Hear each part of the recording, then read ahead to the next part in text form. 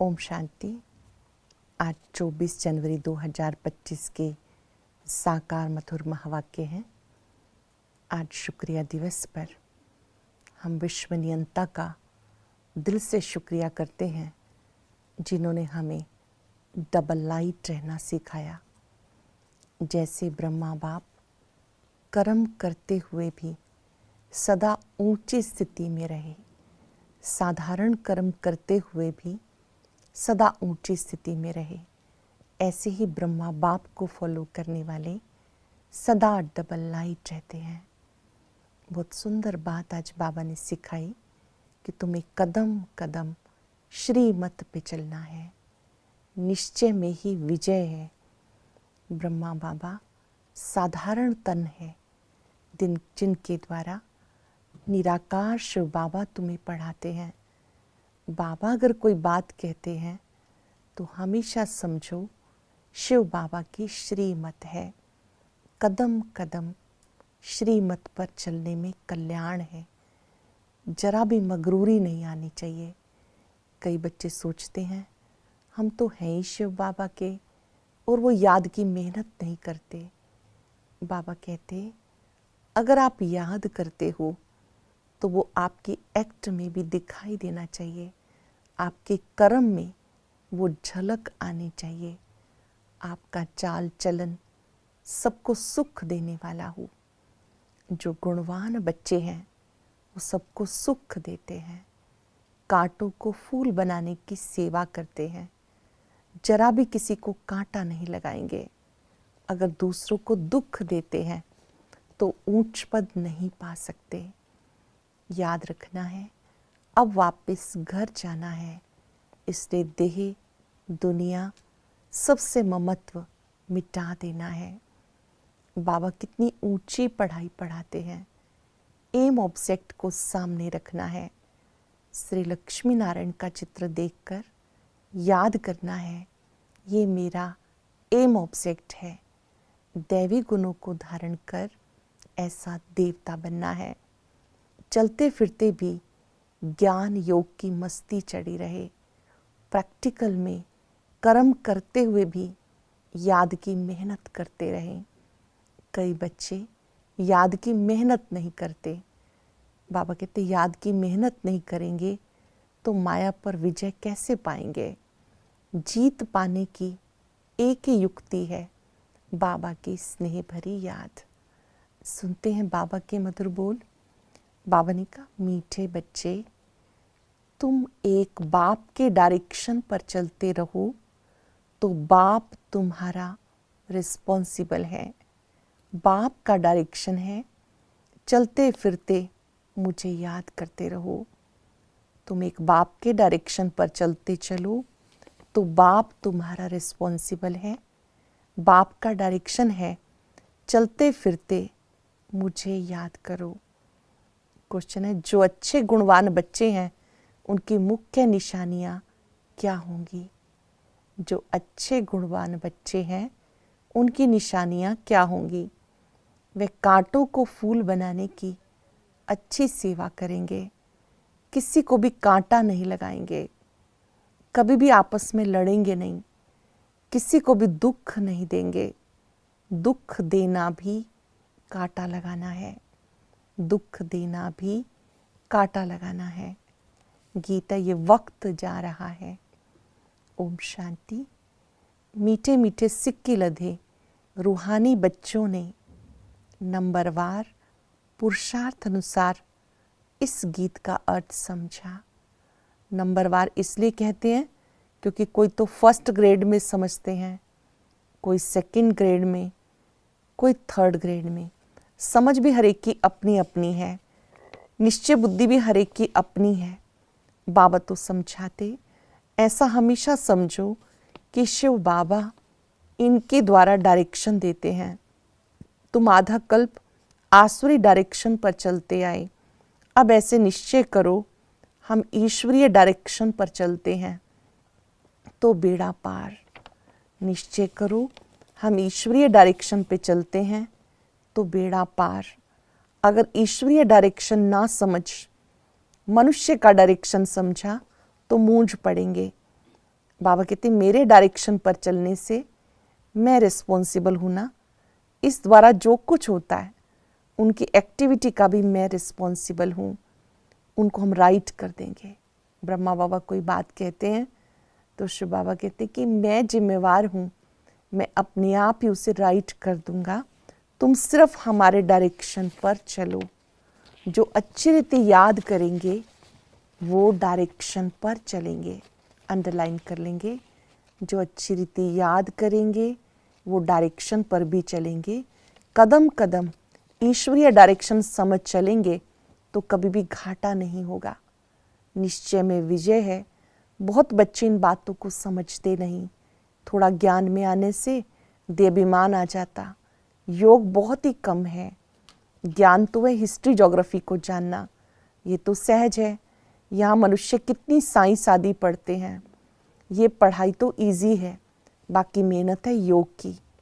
कोई कहे बाबा हम योग में बहुत मस्त रहते हैं, बाबा मानेंगे नहीं। बाबा हर एक के एक्ट को देखते हैं। बाप को याद करने वाले मोस्ट लवली होंगे। शिव बाबा को याद करने वाले मोस्ट लवली होंगे। याद नहीं करते इसलिए उल्टा सुल्टा काम होता है। बहुत रात दिन का फर्क है। अब तुम इस सीढ़ी के चित्र पर अच्छी रीति समझा सकते हो। इस समय कांटों का जंगल, ये बगीचा नहीं, ये क्लियर समझाना है कि भारत फूलों का बगीचा था और बगीचे में कभी भी जंगली जानवर रहते हैं क्या? वहाँ तो देवी देवता ही रहते हैं। बगीचे में कौन होते हैं? बाबा कहते हैं वहाँ पर तो कोई भी ऐसे दुख देने वाले नहीं होते। वहाँ पर कभी जंगली जानवर होते हैं क्या? बाप तो हाईएस्ट अथॉरिटी, फिर ये प्रजापिता ब्रह्मा भी हाईएस्ट अथॉरिटी ठहरे। ये दादा है सबसे बड़ी अथॉरिटी। शिव और प्रजापिता ब्रह्मा आत्माएं हैं शिव बाबा के बच्चे, फिर साकार में भाई बहन सब हैं प्रजापिता ब्रह्मा के बच्चे। ये है सबका ग्रेट ग्रेट ग्रैंडफादर। ऐसे हाईएस्ट अथॉरिटी के लिए हमें मकान चाहिए। ऐसे तुम लिखो फिर देखो बुद्धि में कुछ आता है। शिव बाबा और प्रजापिता ब्रह्मा आत्माओं का बाप और वो है मनुष्य मात्र का बाप। ये पॉइंट बहुत अच्छी समझने की है, परंतु बच्चे पूरी रीति समझते नहीं, भूल जाते हैं। ज्ञान की मगरूरी चढ़ जाती है, जैसे कि बाप दादा पर भी जीत पा लेते। ये दादा कहते मेरी भले ना सुनो, हमेशा समझो शिव बाबा समझाते हैं, उनकी मत पे चलो। डायरेक्ट ईश्वर मत देते हैं, ये करो तो रिस्पॉन्सिबल वही है ना। ईश्वरीय मत पर चलो, ये ईश्वर थोड़ा ही है, तुम्हें ईश्वर से पढ़ना है। हमेशा समझो ये डायरेक्शन ईश्वर देते हैं। ये लक्ष्मी नारायण भारत के ही मनुष्य थे, ये भी सब मनुष्य हैं, परंतु ये शिवालय के रहने वाले हैं। श्री लक्ष्मी नारायण शिवालय के रहने वाले हैं, इसलिए सब नमस्ते करते हैं, परंतु बच्चे पूरा समझते नहीं, अपना ही नशा चढ़ जाता। डिफेक्ट तो बहुतों में है। जब पूरा योग हो तब विक्रम विनाश हो। जब पूरा योग हो तब विक्रम विनाश हो। विश्व का मालिक बनना कोई मासी का घर थोड़ा ही है। बाबा देखते माँ एकदम नाक से पकड़कर गटर में गिरा देती है। बाप की याद में बहुत खुशी में प्रफुल्लित रहना चाहिए। बाबा की याद में बहुत खुशी में प्रफुल्लित रहना चाहिए। सामने एम ऑब्जेक्ट है, हम ये लक्ष्मी नारायण बन रहे हैं। भूल जाने से खुशी का पारा नहीं चढ़ता है। कहते हमें कोई निष्ठा में बिठाए, बार में हम याद नहीं कर सकते, याद में नहीं रहते, इसलिए कभी कभी बाबा भी प्रोग्राम भेज देते, परंतु याद में बैठते थोड़ा ही हैं। बुद्धि इधर उधर भटकती रहती है। बाबा अपना मिसाल बताते, नारायण का कितना पक्का भक्त था, जहाँ तहाँ साथ में नारायण का चित्र रहता था। ब्रह्मा बाबा अपना अनुभव सुना रहे हैं। ज्ञान से पहले नारायण की भक्ति करते थे, नारायण का चित्र तिजोरी में रखते थे, पॉकेट में, तकिए के नीचे, फिर भी पूजा के समय बुद्धि यहाँ वहाँ भागती रहती थी। इसमें भी ऐसा होता है। बाबा कहते चलते फिरते बाप को याद करो, परंतु कई कहते हैं बहन कोई निष्ठा कराए। निष्ठा का तो कोई अर्थ ही नहीं। बाबा हमेशा कहते याद में रहो। कई बच्चे निष्ठा में बैठे बैठे ध्यान में चले जाते, ना ज्ञान ना ही याद रहती है, या तो फिर गुटके खाने लग पड़ते। बहुतों को आदत पड़ गई। ये तो अल्पकाल की शांति हो गई, गोया बाकी सारा दिन अशांति रहती है। चलते फिरते बाप को याद नहीं करेंगे तो पापों का बोझा कैसे उतरेगा। चलते फिरते अगर याद की प्रैक्टिस नहीं करेंगे तो ये बोझा याद के बिना कैसे उतरेगा। आधा कल्प का बोझा है, इसमें बड़ी मेहनत है। द्वापर कलयुग में जो विकर्म हुए उनका बोझा है। अपने को आत्मा समझो, बाप को याद करो। भले बाबा को बहुत बच्चे चार्ट लिखते हैं, इतना समय याद में रहा, परंतु याद रहती नहीं, चार्ट को समझते ही नहीं। बाबा बेहद का बाप है, पतित पावन है, तो खुशी भी रहनी चाहिए। बेहद का बाप है, पतित पावन है, तो खुशी भी रहनी चाहिए। ऐसे नहीं हम तो शिव बाबा के हैं, ऐसे भी बहुत हैं, समझते हम तो बाबा के हैं लेकिन याद बिल्कुल करते नहीं। अगर याद करते होते तो पहले नंबर में आना चाहिए। अगर याद करते हैं तो पहले नंबर में जाना चाहिए। किसको समझाने की बड़ी अच्छी बुद्धि चाहिए। हम तो भारत की महिमा करते हैं। नई दुनिया में आदि सनातन देवी देवताओं का राज्य था। अभी है पुरानी दुनिया, आयरन एज। वह सुखधाम, ये दुखधाम। भारत गोल्डन एज था तो इन देवी देवताओं का राज्य था। कहते हम कैसे समझे कि इनका राज्य था। ये नॉलेज बड़ी वंडरफुल है। जिसकी तकदीर में जो है, जितना पुरुषार्थ करते हैं वो फिर देखने में आता है। जिसकी तकदीर में जितना है, जो पुरुषार्थ करते हैं वो देखने में आता। तुम एक्टिविटी से जानते हो कलयुगी भी मनुष्य हैं और सतयुगी भी। फिर उनके आगे जाके माथा क्यों टेकते हैं। इनको स्वर्ग का मालिक कहते हैं ना, सतयुग वालों को स्वर्ग का मालिक कहते हैं। कोई मरता है कहते फलाना स्वर्गवासी हुआ, ये भी नहीं समझते इस समय तो नरकवासी सब हैं, जरूर पुनर्जन्म भी यहाँ लेंगे। बाबा हर एक की चलन से देखते हैं। बाबा को कितना साधारण रीति से किस किस से बात करनी पड़ती है, संभालना पड़ता है। बाबा कितना क्लियर समझाते, समझते भी हैं कि बात तो बड़ी ठीक है, फिर भी क्यों बड़े बड़े कांटे बन जाते हैं। एक दो को दुख देने से कांटे बन जाते हैं। एक दूसरे को दुख देते हैं, समझो कांटे बन जाते, आदत छोड़ते ही नहीं। अभी बागवान बाप फूलों का बगीचा लगाते हैं, कांटों को फूल बनाते हैं। उनका धंधा ही ये है। जो खुद ही कांटा होगा तो फूल कैसे बनाएगा। प्रदर्शनी में बड़ी बड़ी खबरदारी से किसको भेजना होता है। सेवा पर किसी को भेजते हैं तो बहुत संभाल के भेजना होता है। अच्छे गुणवान बच्चे वो जो कांटों को फूल बनाने की बहुत अच्छी सेवा करते हैं। किसी को भी कांटा नहीं लगाते, अर्थात किसी को दुख नहीं देते, कभी भी आपस में लड़ते नहीं। तुम बच्चे बहुत एक्यूरेट समझाते हो, इसमें किसी की इंसल्ट की बात ही नहीं। अभी शिव जयंती भी आती, तुम प्रदर्शनी जास्ती करते रहो। छोटी छोटी प्रदर्शनी पे भी समझा सकते हो। 1 सेकंड में स्वर्गवासी बनो अथवा पतित भ्रष्टाचारी से पावन श्रेष्ठाचारी बनो। 1 सेकंड में जीवन मुक्ति प्राप्त करो। प्रदर्शनी में बात समझानी है कैसे 1 सेकंड में जीवन मुक्ति मिल जाती है।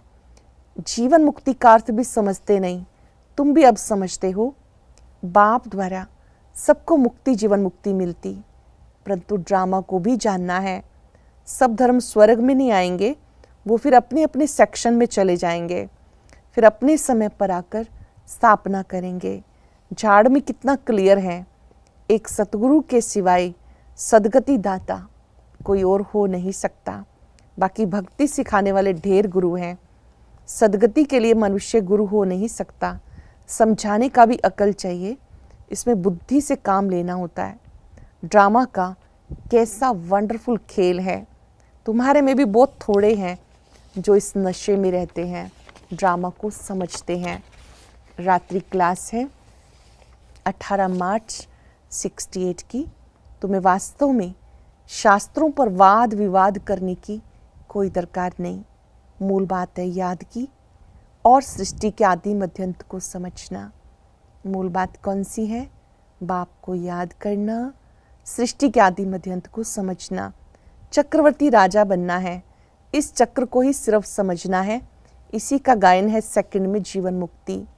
तुम बच्चों को वंडर लगता होगा, आधा कल भक्ति चलती है, ज्ञान रिंचक नहीं, ज्ञान है ही बाप के पास, बाप द्वारा ही जानना है। ये बाप कितना अनकॉमन है, इसलिए कोर्टों में कोई निकलते हैं। बाबा बिल्कुल असाधारण है, इसलिए कोर्टों में कोई निकलते। वह टीचर्स ऐसे थोड़े ही कहेंगे, ये तो कहते मैं ही बाप, टीचर, सतगुरु हूँ, तो मनुष्य सुनकर वंडर खाएंगे। भारत को मदर कंट्री कहते हैं क्योंकि अम्बा का नाम बहुत बाला है। अम्बा के मेले भी बहुत लगते हैं। अम्बा अक्षर बहुत मीठा है। छोटे बच्चे भी माँ को प्यार करते हैं ना, क्योंकि माँ खिलाती पिलाती है, संभालती है। अब अम्बा का बाबा भी चाहिए। ये तो बच्ची है एडॉप्टेड, पति तो है नहीं, ये नई बात है ना। प्रजापिता ब्रह्मा ज़रूर एडॉप्ट करते होंगे ना। निराकार शिव प्रजापिता ब्रह्मा के द्वारा हम सबको एडॉप्ट करते हैं। ये सब बातें बाबा तुम्हें समझाते। अम्बा का कितना मेला लगता है, पूजा होती है क्योंकि बच्ची ने बहुत सर्विस की। ब्रह्मा माता है, लेकिन माताओं की संभाल के लिए जगत अम्बा को निमित्त रखा। जगदम्बा का कितना मेला लगता है, कितनी पूजा होती है क्योंकि बच्ची ने बहुत सर्विस की। मम्मा ने जितनों को पढ़ाया होगा उतना और कोई ने पढ़ाया नहीं, और कोई पढ़ा भी ना सके। मम्मा का नामाचार बहुत है, मेला भी बहुत बड़ा लगता है। अब तुम बच्चे जानते हो, बाबा ने आकर रचना के आदि मध्य अंत का राज समझाया। तुम्हें बाप के घर का भी मालूम पड़ा। बाप से ही लव है तो घर से भी लव है। ये ज्ञान तुम्हें अब मिला। इस पढ़ाई से कितनी कमाई होती है, इस ईश्वरीय पढ़ाई से कितनी कमाई होती है, तो खुशी रहनी चाहिए। और तुम हो बिल्कुल साधारण, दुनिया को पता नहीं कि बाप आकर ये नॉलेज सुनाते हैं। बाप आकर सभी नई नई बातें तुम्हें सुनाते। नई दुनिया बनती बेहद के बाप पढ़ाई से। पुरानी दुनिया से वैराग आ जाता। तुम बच्चों के अंदर में ज्ञान की खुशी रहती है। बाप को और घर को याद करना है। घर तो सबको जाना ही है, घर तो इस समय जाना ही है। बाप तो सभी को कहेंगे ना, बच्चे हम तुम्हें मुक्ति जीवन मुक्ति का वर्षा देने आए हैं, फिर भूल क्यों चाहते हो? मैं तुम्हारा बेहद का बाप हूँ, तुम्हें राजयोग सिखाने आया हूँ। तो क्या तुम श्रीमत पे नहीं चलेंगे? फिर तो बहुत घाटा पड़ जाएगा। अगर श्रीमत पे नहीं चलेंगे तो बहुत घाटा पड़ जाएगा। यह बेहद का घाटा। बाप का हाथ छोड़ा तो कमाई में घाटा पड़ जाएगा। अच्छा, मीठे मीठे सिक्के लदे बच्चों प्रति माता पिता बाप दादा का याद प्यार। Good morning. रूहानी बाप की रूहानी बच्चों को नमस्ते।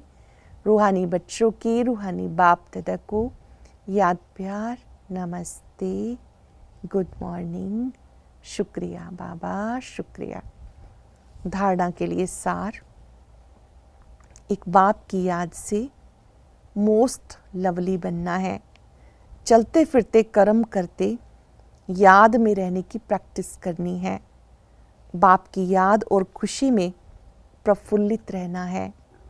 कदम कदम ईश्वरीय डायरेक्शन पर चल हर कार्य करना है। अपनी मगरूरी देह अभिमान का नशा नहीं दिखाना। कोई भी उल्टा सुल्टा काम नहीं करना, मूंझना नहीं है। अटेंशन से सुनेंगे। एक बाप की याद से मोस्ट लवली बनना है। चलते फिरते कर्म करते याद में रहने की प्रैक्टिस करनी है। बाप की याद और खुशी में प्रफुल्लित रहना है।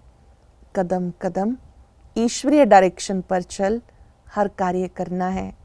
अपनी मगरूरी देह अभिमान का नशा नहीं दिखाना।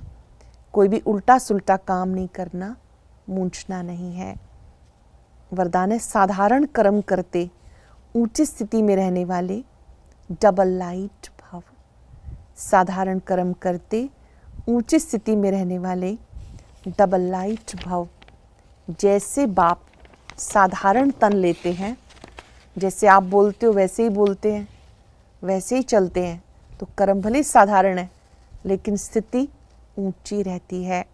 ऐसे आप बच्चों की स्थिति सदा ऊंची हो, डबल लाइट बन ऊंची स्थिति में स्थित हो, कोई भी साधारण कर्म करो। डबल लाइट ऊंची स्थिति में स्थित होकर कोई भी कर्म करो। सदा ये स्मृति में रहे कि अवतरित होकर, अवतार बनकर श्रेष्ठ कर्म करने के लिए आए हैं।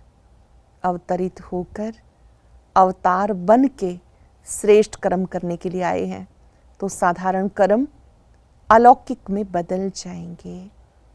स्लोगन है, आत्मिक दृष्टिवृत्ति का अभ्यास करने वाले पवित्रता को सहज धारण कर सकते हैं। आत्मिक दृष्टिवृत्ति का अभ्यास करने वाले पवित्रता को सहज धारण कर सकते हैं। अपनी शक्तिशाली मनसा द्वारा सकाश देने की सेवा करो। जितना स्वयं को मनसा सेवा में बिजी रखेंगे उतना सहज मायाजीत बन जाएंगे। मनसा सेवा से मायाजीत बन जाएंगे। सिर्फ स्वयं के प्रति भावुक नहीं बनो, औरों को भी शुभ भावना, शुभकामना द्वारा परिवर्तन करने की सेवा करो। भावना और ज्ञान, स्नेह और योग दोनों का बैलेंस हो। कल्याणकारी तो बने हो, अब बेहद विश्व कल्याणकारी बनो। आज हम सब अभ्यास करेंगे, मैं अवतरित आत्मा हूँ, मैं अवतरित हुई हूँ श्रेष्ठ कर्म करने के लिए। कुछ पल के लिए एकाग्र हो जाएं।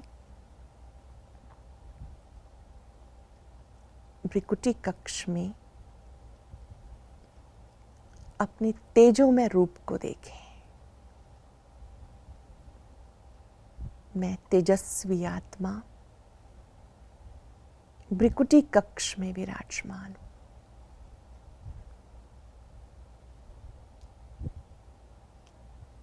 मूल वतन से इस साकार लोक में अवतरित हुई हूं। मैं अवतार हूं। मेरा जन्म महान कार्यों के लिए हुआ है।